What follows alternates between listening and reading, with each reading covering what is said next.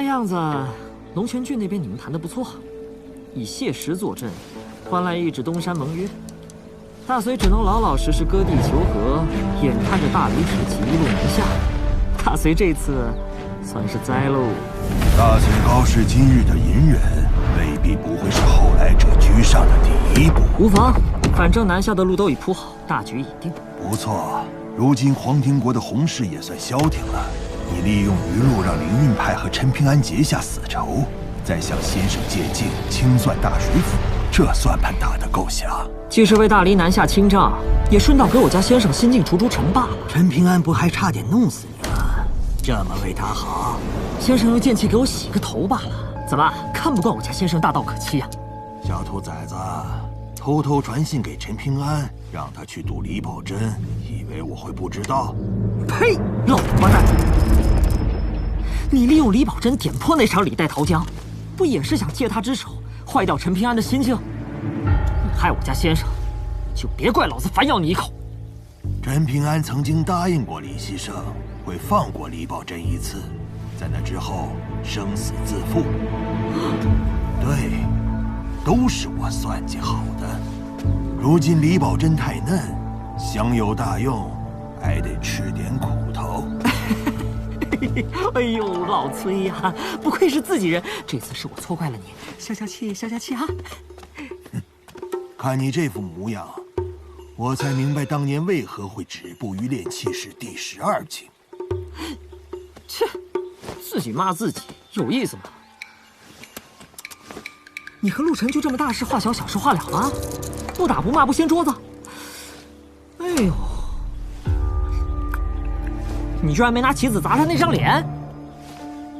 我和陆晨各退一步，他放大黎一马，不带走马苦玄，我则放行李希胜，默许他游历浩然天下修行治学。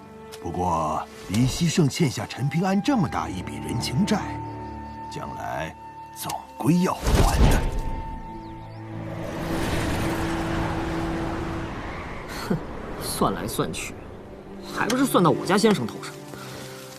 不对呀，这事太顺了，老三真的收手了？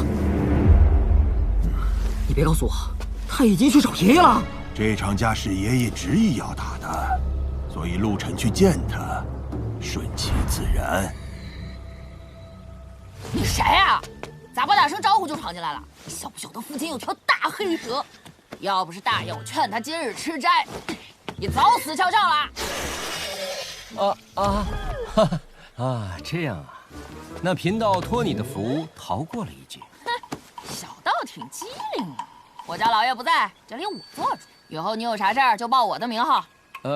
你是？记好了，落魄山小龙王。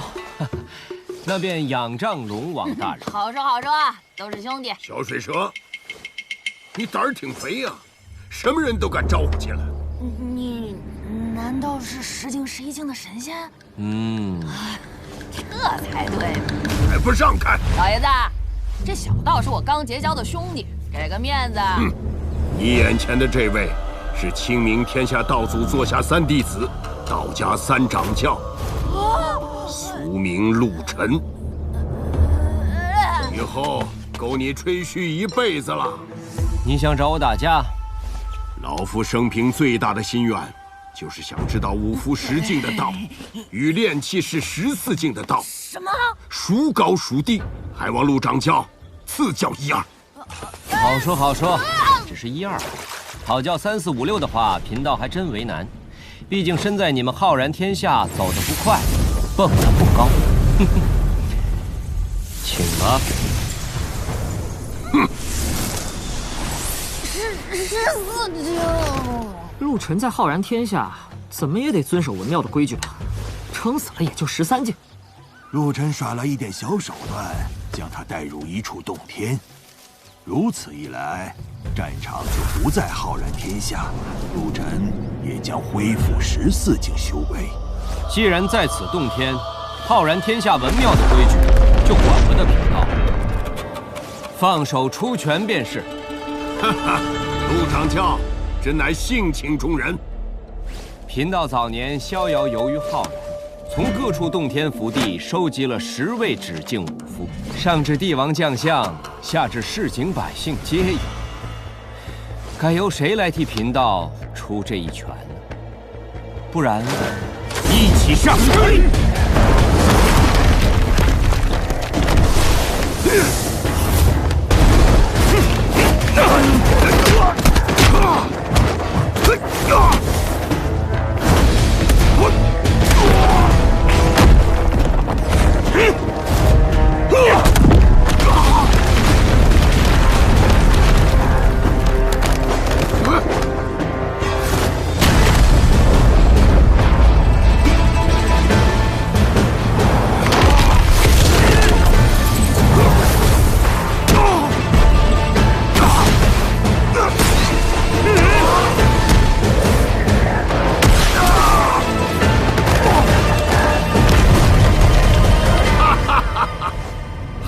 好，10人皆指境，辜负我崔陈100年武道，酣畅淋漓。呀！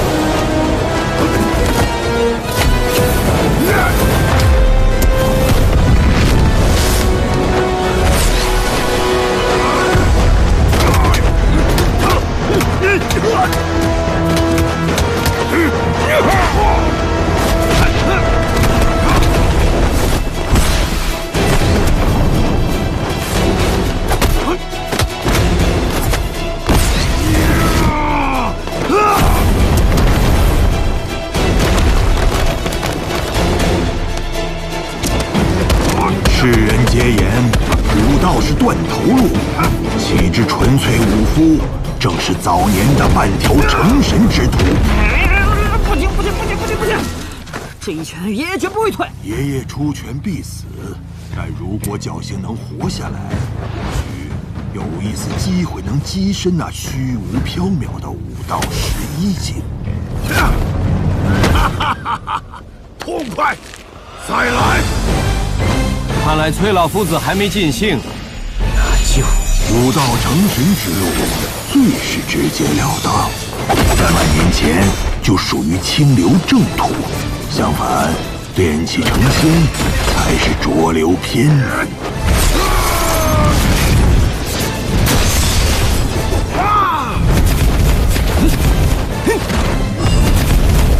万物本齐同，有进便有求。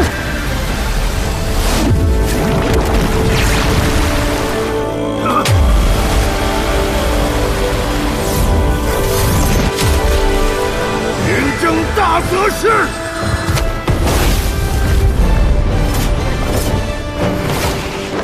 自负者非绳非枷，乃心直是非。误我得失之境，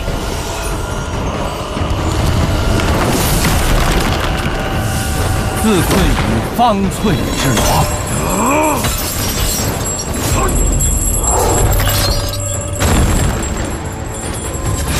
化界，心有所执，故有界限；意有所至，故有迷障。你这一生酣畅出拳，拳头落得很重，但你可曾回过头看过身后是谁被你一并打碎？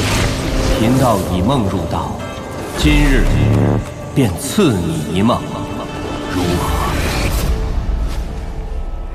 行有不得者，皆反求诸己。老先生此举为何？画地为牢罢了。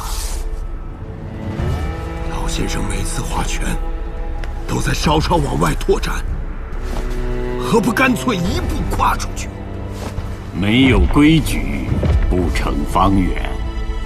一步踏出，坏了规矩，那可不行。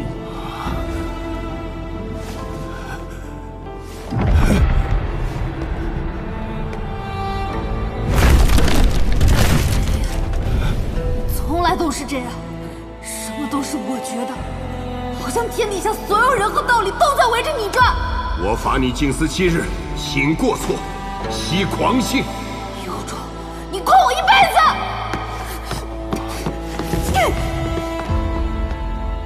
我给你取名为崔禅禅，禅为水生，禅则为雄山峻岭。我要你品德道行与学问兼具名山大川之美，治人两全，跻身君子贤人之列。君子贤人，都是你这样的。走。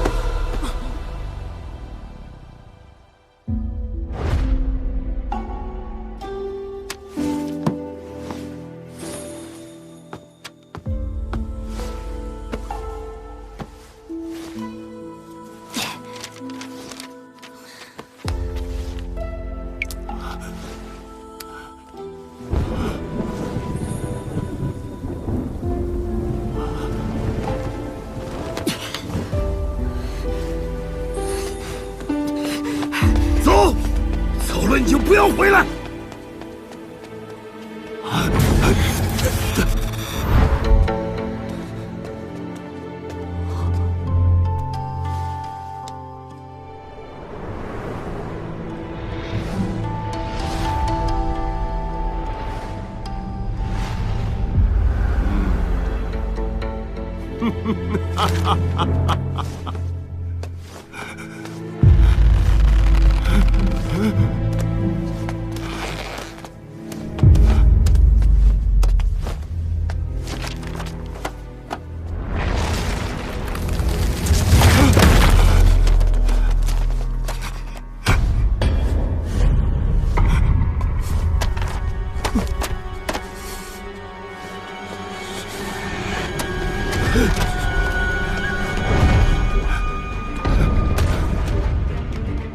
不许辱我孙儿！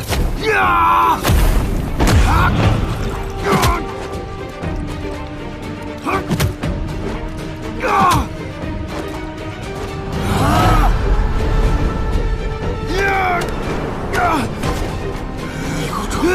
诓我一辈子！我要你治人两全，跻身君子贤人之列。走，走了你就不要回来！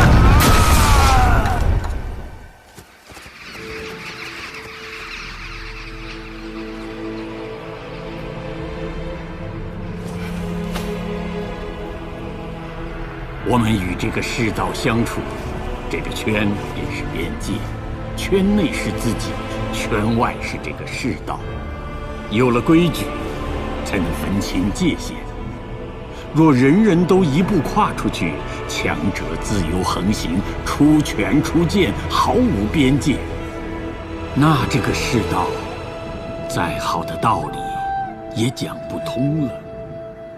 儒家的规矩并非至善至美，但规矩不是死的，万事皆可周旋。我们与自己周旋，与这个世道周旋，就是在一点点扩宽边界。莫非先生是亚圣？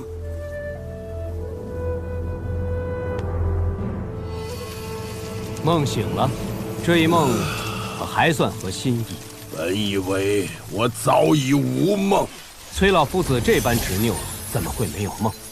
只是压在心底，不肯承认罢了。心梦皆幻，何辨真我？无我无物，方见了真。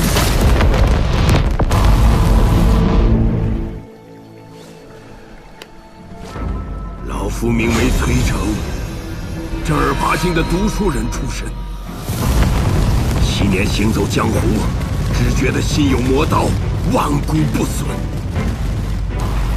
这300年的人生，老夫见过很多人，他们说一套做一套，言行矛盾，没有半点道理。那陈平安，问题来了，我们要如何看待这个没有半点道理的世道？一种是活得很聪明，怎么省心省力怎么来，在合情合理之间选择合自己的情，不合世间的理。规矩二字，就是用来钻漏洞的吗？哼！还一种，是我拳头很硬，剑术很强，天地有规矩约束，我便一拳打破；世间有大道压我，我有一剑破万法。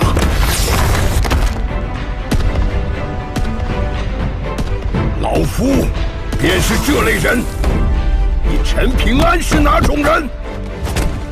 哈哈哈哈！昔年远游四方，一肚子豪言壮语，不吐不快。陈平安，当我行走于天地间，骄阳烈日，明月当空，要问我一句：天地之间足够亮堂否？不太够。当我行走于江湖上，大江滔滔，河水滚滚，得问我一句：江河之水足够解渴否？不够。我这一世名为神人擂鼓，可杀天上神仙。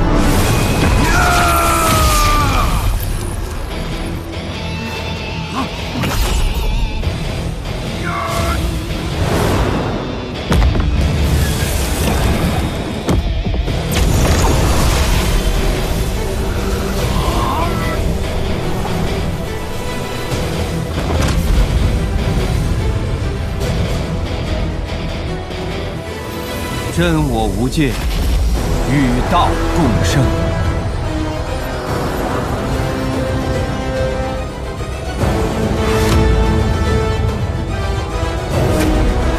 这一拳确实摸到了11境的边界，再进一步，或许便是武神了。十境有3层，气上。归真，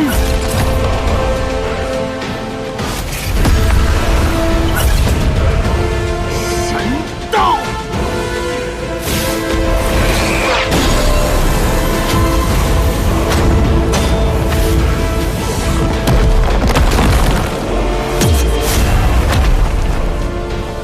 你请教的3、4、5、6便到此了，你武夫的道已经走尽。不够，远远不够！老先生竟还有执念。当我行走于群山巅，琼楼玉宇，云海仙人，得问我一句：山顶罡风足够凉快否？不够，酒不够，江水山峰不够，都不够！哈哈，远远不够！老夫今天就破例赏你一次，第31拳。记住了，世间最强3境。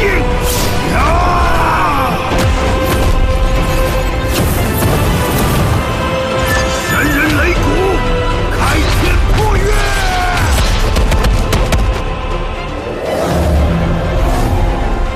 这权益与那江氏出祖竟无二致。且看你能否踏入此境。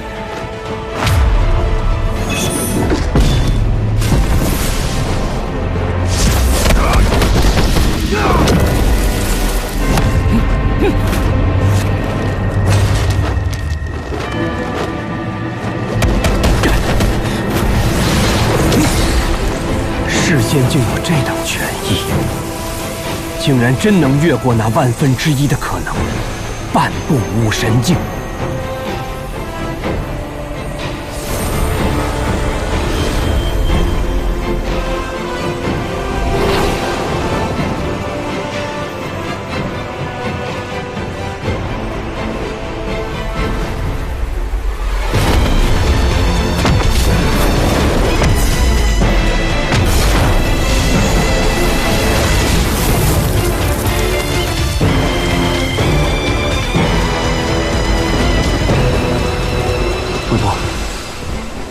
觉得老前辈会不会递出那一句？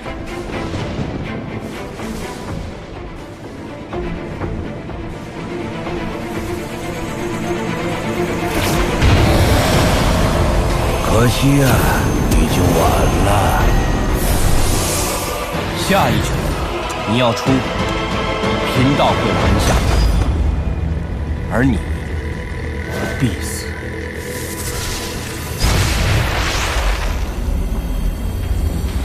我很好奇，陆掌教全力出手，是否真拦得住我？既如此，那贫道便接下这一拳，如你所愿。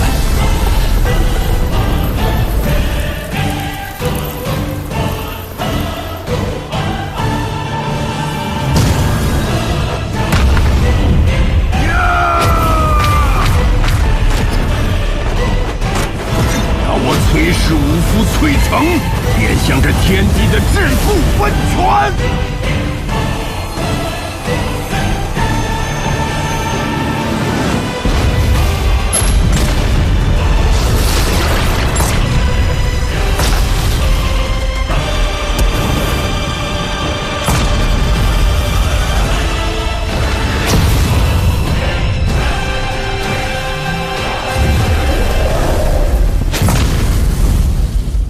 什么？爷爷怎么停下了？等爷爷自己选择。老先生，为何止步？我崔成这辈子无拘无束，以为这天下没人拦得住我。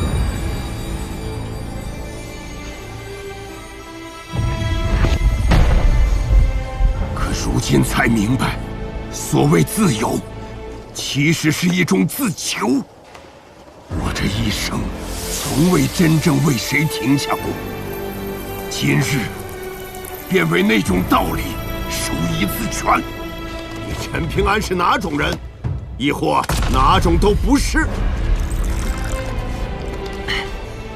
有人告诉过我，世间真正强者的自由，应该以弱者的自由为边界。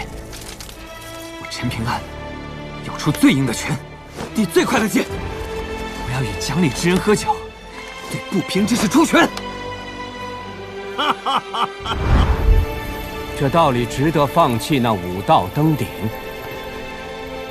这一拳，我看尽了这世间五蕴，看到了那些能走得更远的武道后人。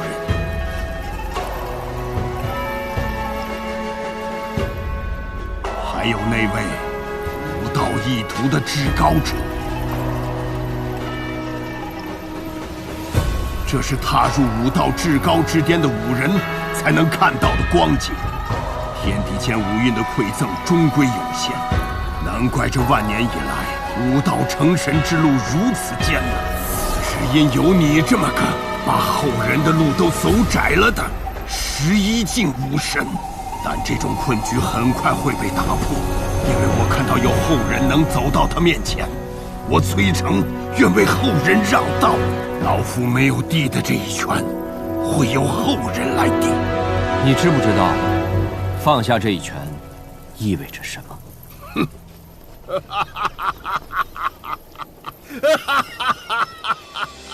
爷爷，我不想读书了，我要去看名山大川。爷爷，我现在是文圣的首徒，学问可大了。爷爷，我没怪你。爷爷，你醒了。老爷子，今晚吃烤鱼。我们老爷做的鱼可好吃了。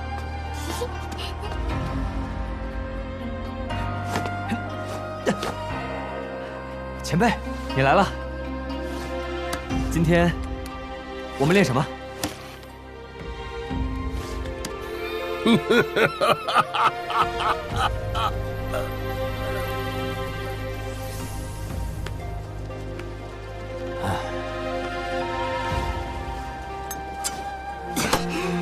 这一拳收回来，你放弃了那武道11境，这是四段长生，大道永绝。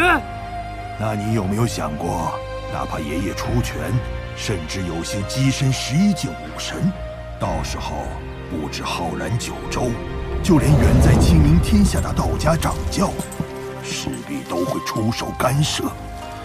这世间容得下一位保平州的10境武夫，可容不下出现一位崭新的11境武神。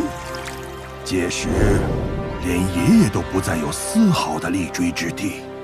和他有关的人，你我还有陈平安，还能有安生日子吗？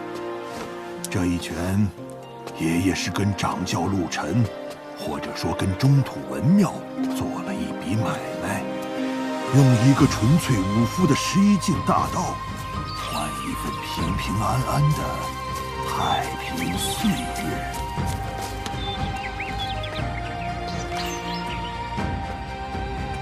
这一拳的光景，当真炫目。前辈未完全，嘴上虽然不说，但心里多半是听进去了。其实前辈和老小孩差不多。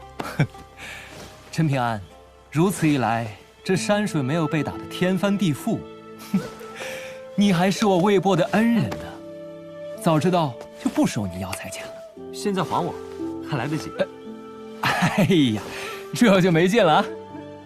这就够了。嗯，倒是有几分阿良前辈的模样。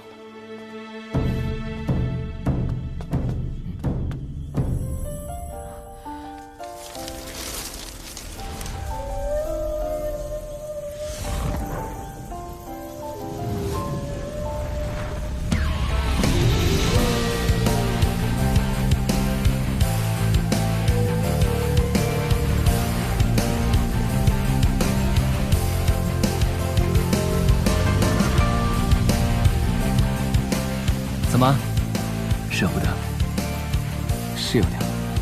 告别这种事，是有几分伤感。但你这么想啊，有告别才会有重逢，有重逢，便有那杯装满故事的酒可敬了。你这道理倒是新鲜。此番远行，祝君顺遂。魏波，谢谢你为我送行，这杯酒我记下了。我们后会有期。后会有期。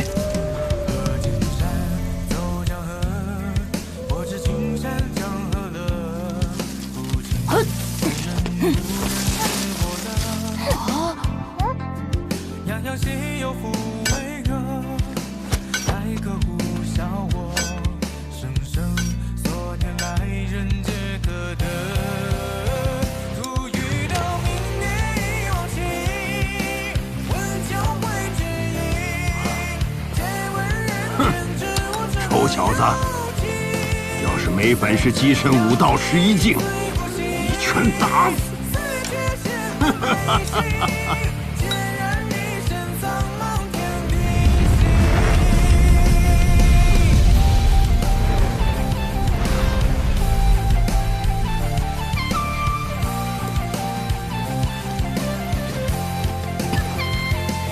剑修剑仙，剑气长城。